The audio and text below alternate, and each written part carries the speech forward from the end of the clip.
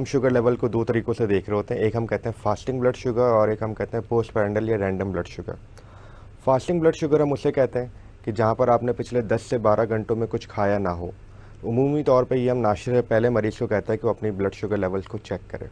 अगर किसी का फास्टिंग ब्लड शुगर लेवल या निहार मुँह शुगर लेवल 100 से अंदर है तो उसको हम कहते हैं कि जी आपकी शुगर लेवल बिल्कुल नॉर्मल है, अगर वो 100 से कम रहती है।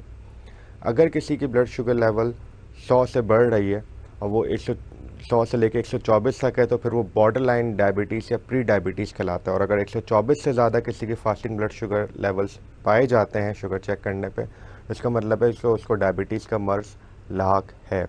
और अगर आपकी किसी मरीज़ की शुगर मुख्तलिफ़ औकात में 3 से 4 दफ़ा मुसलसल अगर किसी की fasting sugar level normal range से ज़्यादा आ रही है तो फिर ऐसे मरीज़ को हम एडवाइस करते हैं कि वो अपना एक डायग्नोस्टिक टेस्ट जिसको हम HbA1c या ग्लाइकोसाइलेटेड हीमोग्लोबिन लेवल्स कहते हैं वो करवा ले, जो कि पिछले 3 महीने की औसतन शुगर लेवल्स आपको बता देता है।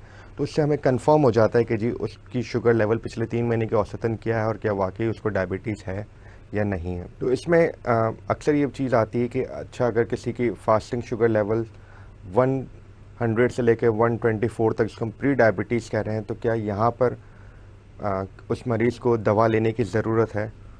उमूमी तौर पे जब प्री डायबिटीज़ वाला जो सिलसिला होता है जिसको बॉर्डर लाइन डायबिटीज़ भी कहते हैं, यहाँ पर उमूमी तौर पे हम शुगर के मरीज़ों को अगर हमें लगता है कि पेशेंट को प्री डायबिटिक है तो उसको हम कोई दवा तशख़ीस नहीं करते, बल्कि यहाँ पर हम उसको एडवाइस करते हैं कि वो जो है एक्सरसाइज करे, लाइफस्टाइल मॉडिफिकेशन करे, परहेज़ करे, अपनी रूटीन लाइफ को बेहतर करे, तो उसी से बहुत हद तक शुगर कंट्रोल में हो जाती है। ख़ास तौर पे उन लोगों में जिनका वज़न अगर ज़्यादा होता है, अगर वो अपने वज़न को कंट्रोल कर लेते हैं तो उससे भी उनकी शुगर लेवल्स काफ़ी हद तक बेहतर हो जाती है। दूसरी चीज़ जो सवाल पूछा जाता है कि जी रैंडम शुगर कितनी होनी चाहिए। रैंडम हम कहते हैं कि एटलीस्ट खाने के 1.5 से 2 घंटे बाद बेस्ट है कि आप 2 घंटे बाद शुगर लेवल्स को अपने चेक करें। जो नॉर्मल शुगर लेवल होती है खाने के 2 घंटे बाद वो 140 तक होनी चाहिए। अगर किसी की 140 से ज़्यादा है 200 तक, तो अगेन उसको हम प्री डायबिटिक कह रहे होते हैं या बॉर्डर लाइन डायबिटीज़ कह रहे होते हैं। और अगर किसी की रैंडम शुगर 200 से ज़्यादा आ जाए तो वो फिर बहुत चांसेस हैं कि जो उसको शुगर का मर्ज़ मुकम्मल तौर पर लाक हो चुका है। और अगेन उसकी डायग्नोसिस कंफर्मेशन के लिए हम जो 3 महीने वाला औसतन डायबिटीज़ का टेस्ट होता है जिसको हम HbA1c कहते हैं वो करवाते हैं, जिससे कंफर्म हो जाता है कि मरीज़ को शुगर का मर्ज़ है। इसकी भी मैनेजमेंट वही है कि ये डिपेंड करता है कि आपकी शुगर कितनी बढ़ी हुई है, किस वक्त बढ़ती है, उसके लिहाज से आपका डॉक्टर आपको एडवाइस करेगा, सजेस्ट करेगा कि आपने इसको किस तरह से लेके चलना है। बाज़ औक़ात अगर शुगर आपकी बॉर्डर लाइन पर है, बहुत ज़्यादा बढ़ी हुई नहीं रहती है, तो उसमें हम पहले से फ़ौरन ही मेडिसिन को स्टार्ट नहीं करते। आप जो मेडिसिन को स्टार्ट लेते हैं जब शुगर आपकी लाइफस्टाइल मॉडिफिकेशन से कंट्रोल ना हो रही हो। लाइफस्टाइल मॉडिफिकेशन में मरीज़ को सजेस्ट करते हैं कि जी आपने रोज़ाना वॉक करनी है, एक्सरसाइज करनी है अगर आप कर सकें। अगर कोई मरीज़ किसी की एज ज़्यादा है तो ऐसा नहीं है कि वो पहले दिन से बहुत ज़्यादा एग्रेसिव एक्सरसाइज या वॉक करें। बेस्ट है कि जब आराम से वॉक शुरू करें, 10-15 मिनट से वॉक शुरू करें और हर 10-15 दिन में आप 5-5 मिनट बढ़ाते चले जाएँ। वॉक में भी कोई ब्रिस्क वॉक या तेज़ वॉक करने की ज़रूरत नहीं है। आप आराम से चलें, बाहर पार्क में नहीं जा सकते तो घर में आराम से चलें, सिंपल वॉक करें और उसको फिर दौरानी को आहिस्ता बढ़ाते चले जाएँ। कोशिश करें कि एटलीस्ट हफ्ते में 5 दिन आप 30 मिनट रोज़ाना के हिसाब से आपने वॉक करनी है। और ये फ्रॉम डे 1 करने की ज़रूरत नहीं है। अगर आप यंग हैं, मिडिल एज में हैं तो फिर तो आप डे 1 से भी इसको अडॉप्ट कर सकते हैं। लेकिन आपकी एज ज़्यादा है, कोई कार्डिक इशू है, तो इट्स गुड कि स्लोली एंड ग्रेजुअली अपने रूटीन को बढ़ाते चले जाएँ। शुगर जो डायबिटीज़ है वो अलग अलग नहीं होती यूरिन शुगर की। होता ये है कि जब हमारी ब्लड शुगर लेवल्स बढ़ने लगता है, खून में शुगर की मिकदार बढ़ने लगती है और एक पर्टिकुलर तनासब से ज़्यादा हो जाती है, इसको अमूमन थ्रेशोल्ड वैल्यू कहते हैं, जो कि अमूमन 180 मिलीग्राम्स पर डेसीलीटर होती है। अगर किसी की ब्लड में ब्लड शुगर लेवल 180 से ज़्यादा आ रही है तो फिर हमारे गुर्दे उस एक्सेस शुगर को कुदरती तौर पर जैसे हमसे बाहर निकालने लगते हैं, तो वो यूरिन में आने लगती है। तो अक्सर मरीज़ ये कहते हैं डॉक्टर हमारी शुगर जो है यूरिन वाली या खून वाली है, तो ये अलग-अलग नहीं होती। लेकिन अगर किसी की शुगर कंट्रोल में ना रहती हो, ज़्यादा रहती हो, 180-200 से ज़्यादा रहती है, तो फिर ऐसे मरीज़ों की शुगर जो है वो पेशाब में भी आने लगेगी। और ये कुदरती अमल है जिससे हमारा गुर्दे हमारे कुदरती तौर पे एक्सेस शुगर को बाहर निकालने लगते हैं। लेकिन ये चीज़ आगे जाके ख़तरनाक साबित हो सकती है, क्योंकि अगर मुसलसल आपकी शुगर बढ़ी रहेगी, उसको आप मैनेज नहीं करेंगे, तो गुर्दे भी एक लिमिट तक उसको बाहर निकालेंगे और एक्सेस शुगर तो खून में जमा रहेगी, घूमती रहेगी, वो आपके जिस्म के मुख्तलिफ टारगेट ऑर्गन्स को, आपके सेल्स को, औज़ा को परेशान करेगी, उनको नुकसान पहुंचाएगी। तो यह बहुत ज़रूरी है कि शुगर को कंट्रोल करें। जैसे ही आपकी शुगर लेवल्स बेहतर होने लगते हैं तो आपके यूरिन में जो है ग्लूकोज आना बंद हो जाता है, शुगर आना बंद हो जाती है। और जब आपके यूरिन में किसी की ब्लड ग्लूकोज लेवल ज़्यादा होगा, यूरिन में उसके अगर शुगर आएगी, तो उसको बाकायदा एक स्मेल सी फील होती है पेशाब में। वो कहते हैं डॉक्टर साहब जब हम पेशाब करते हैं तो बड़ी अजीब सी स्मेल सी उसमें आ रही होती है। और बाज़ औक़ात तो ये भी दिखाया था कि कहते हैं कि डॉक्टर साहब वहाँ पे फिर जो है वो चूंटियाँ जमा हो जाती हैं जहाँ पे हम यूरिन पास करते हैं। तो उसकी भी अगेन वजह यही होती है कि उसमें शुगर लेवल बहुत ज़्यादा होता है, जिसकी वजह से सारी चीज़ें होती हैं। तो वंस आपका शुगर लेवल कंट्रोल हो गया, 180 से नीचे आ जाता है, लेवल्स में रहता है, तो फिर यूरिन में शुगर नहीं आती है। इसमें देखें हर मरीज़ मुख्तलिफ होता है, हर एक की नीड मुख्तलिफ होती है। इसमें डिपेंड करता है कि आपकी शुगर लेवल्स कितनी है।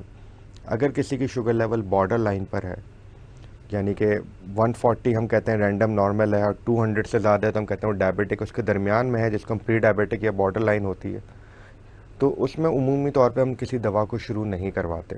या किसी की अभी शुगर बहुत अर्ली स्टेज में है, 200 से थोड़ी सी कभी ज़्यादा चली जाती है, कभी नीचे रहती है, तो फर्स्ट स्टेप हमारा यहाँ पर यही होता है कि हम ऐसे मरीज़ों को कहते हैं कि जी आपने लाइफ स्टाइल मॉडिफिकेशन करनी है। लाइफ स्टाइल मॉडिफिकेशन में अपने वज़न को कम करना, अगर आपका वज़न ज़्यादा है उसको कम करें।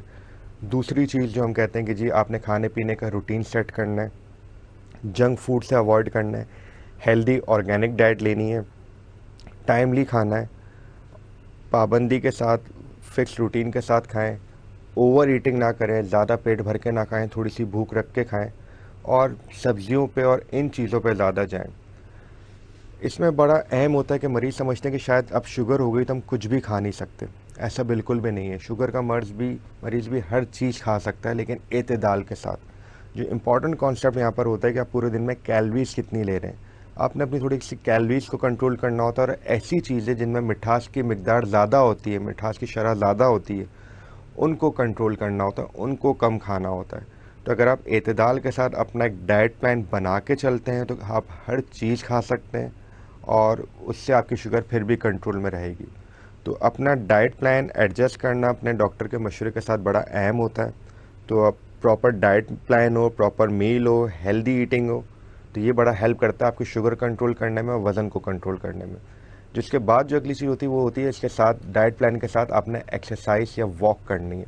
ठीक है, अगर आप कोई एक्सरसाइज या वॉक नहीं करते तो बेस्ट थिंग है कि आप वॉक से शुरू करें, और वॉक भी आप बिल्कुल सिंपल वॉक करें।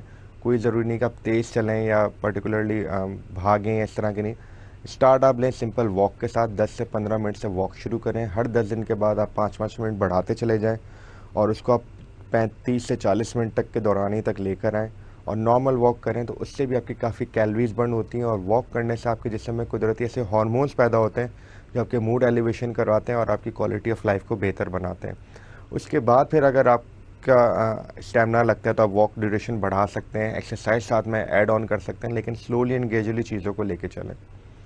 एक और बड़ा इसमें अहम ये होता है कि मरीज़ कहते हैं कि जी वॉक हम किस टाइम करें। लेकिन the best time to walk is before meal. खाने से पहले आपने वॉक करनी, खाने के बाद आपने वॉक नहीं करनी। अक्सर लोग कहते हैं जी खाना खाने के बाद हम वॉक करेंगे, खाना हज़म हो जाता है, जो कि काफ़ी हद तक मिस कॉन्सेप्ट है। कि खाने के बाद जब हम खाना खाते हैं तो हमारे जो बॉडी है वो कोशिश करती है कि जो हमने खाना खाया है मैदे में उसको हज़म करवाए। उसके लिए खून की जितनी भी रवानी है वो मैदे की तरफ ज़्यादा हो जाती है। लेकिन अगर जब आप वॉक करेंगे खाने के बाद तो आपके मसल्स को खून की ज़्यादा ज़रूरत होगी, तो जो खून की रवानी है वो पट्ठों की तरफ चली जाएगी, बजाय ऐसी कि वो मैदे की तरफ जाए, जिससे मैदे को काम करने में दुश्वारी पैदा होगी और मैदा आपका कमज़ोर हो सकता है। तो इसीलिए खाने के बाद वॉक ना की जाए। अगर आपने खाने के बाद करनी भी तो कम से कम 2 घंटे का वक्फा ज़रूरी है। खाने से पहले वॉक करें, चाहे वो सुबह के टाइम हो चाहे शाम के टाइम हो, that is the best time कि वो आप वॉक करें, एक्सरसाइज करें।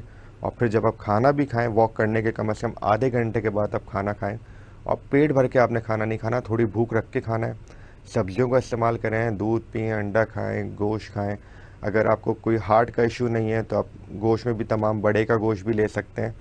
और इवन हार्ट का भी इशू होता है तो उसमें भी बड़े का गोश्त बिल्कुल ही मना नहीं होता। हाँ, एतदाल के साथ होता है कि आप कितनी मिकदार में खा रहे हैं, कितनी मरतबा वो चीज़ खा रहे हैं, वो ज़्यादा अहम होती है।